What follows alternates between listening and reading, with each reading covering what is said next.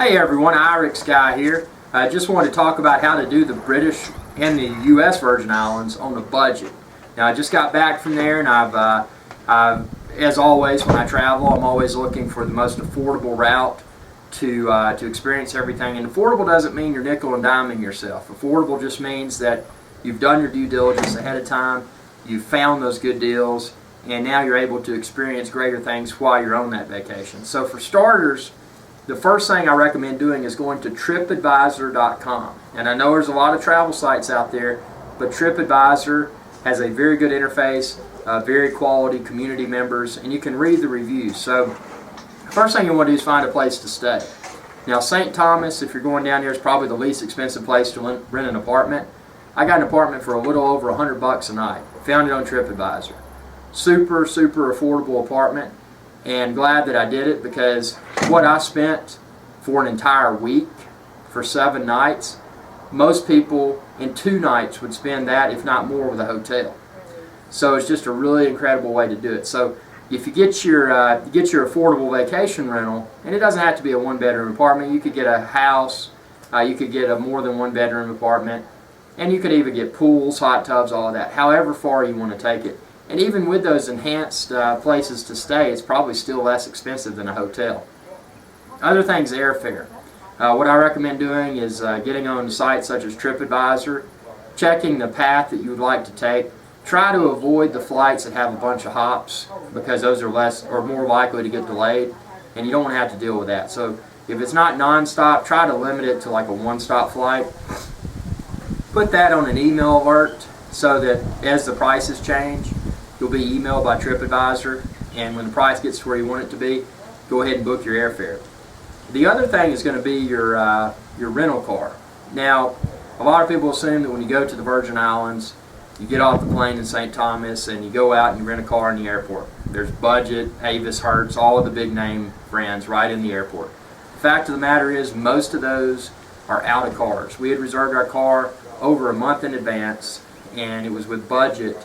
And when we were in the airport in St. Thomas, Cyril E. King Airport in St. Thomas, they said they didn't have any cars available. And that was after waiting in line for 30 minutes. So long story short, they did give us a free shuttle to a hotel, but we weren't staying in a hotel. So we had to call the owner of the place that we were staying in the house and somehow meet them on the side of the road. And then they picked us up in their truck and took us to the house. So it was a really bad experience. The best way to do it in the Virgin Islands, and this is applicable to St. Thomas and St. John, is rent from a place called Discount Rental Car.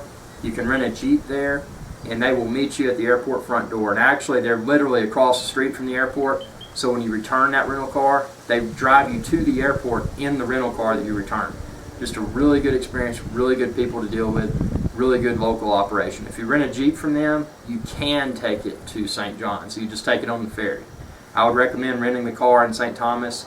Even if you're going to St. John, rent the car in St. Thomas.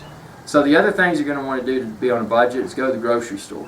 So if you're renting a house, more than likely the house will say, and if you contact the owner prior to booking it, they're like, hey, do you have a cooler, do you have beach chairs, snorkel gear, that sort of stuff.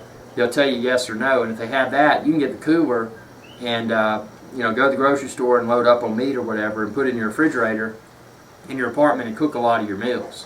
And there's a few places down there. There's the local, I guess the least Americanized grocery store. It's called Pueblo. But then if you go down towards Red Hook in St. Thomas, you can go to a place in Red Hook, right almost across the street from the ferry port, and it's called Marina Market. They've got really fresh meat, really fresh fish. Just a good place if you plan to dine in your apartment.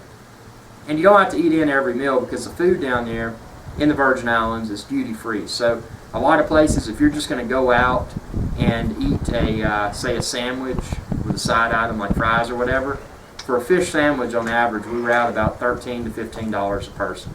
So that's not bad when you think about it.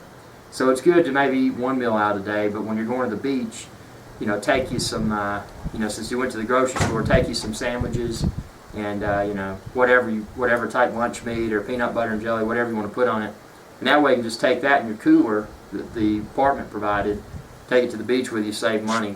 And then you can either cook at home that night or eat out that night at one of the many restaurants. There's a lot of good restaurants in St. Thomas and St. John. So that's the main thing. I mean, if if you do it the incorrect way, and this is the way many people do it, they're like, oh, I'm going to stay at the Westin, or I'm going to stay at the Marriott down there. Nothing wrong with those hotels, great hotels. But if you look at how much you're spending for those for one night, it's probably going to exceed $300 or $500, somewhere in that neighborhood, I would say. And that, in comparison to like a one-bedroom apartment that's a little bit over $100, you can see the opportunity for savings there. And that's money that it doesn't cost a lot, because the island's small. You're not going to burn a lot of gas. And really, if you're an outdoorsy person, you like to go to the beaches and whatnot, some of the beaches on St. Thomas charge to park a few dollars. St. John, only a couple of them charge to park, and if they do charge, it's like, maybe $3 or $4 American, so it's not bad. So it doesn't have to be an expensive trip, and that's the thing that deters a lot of people from taking the plunge and going to the U.S. Virgin Islands, is that they think, oh, it's going to be so expensive, I got to get the hotel, I got to get this, that, and the other. No, it doesn't. You plan ahead, you use a site like TripAdvisor, you can get a really good deal. And while you're down there, another thing I'd recommend doing is splurging on one thing, and that's either a sail or a power boat to the British Virgin Islands. It's a really good experience. Get one from TripAdvisor, it has good reviews.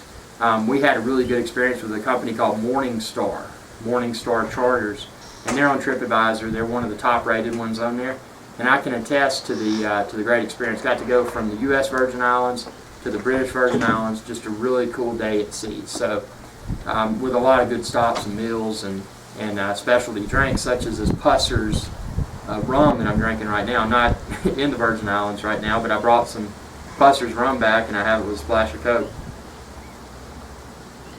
And just stuff you wouldn't know about. Like, I never knew about this until I went down there, and I had a painkiller drink at Pusser's bar in the Soper's Hole, which is in the British Virgin Islands. It's where you got to go through customs if you're going from by boat, if you're going from U.S. Virgin Islands to British Virgin Islands, or vice versa. So I hope that this video contains some useful pointers. I've got a lot of information because I've been there several times, and actually going back again. So if you have any questions, let me know. I'll do my best to answer. And feel free to check out my other videos too. I've actually got a video playlist on my channel for all of my U.S. Virgin Island and British Virgin Island travel videos. So check that out if you haven't already. And be sure to subscribe. My channel is youtube.com/IrixGuy. Thanks for watching. Y'all have a good day.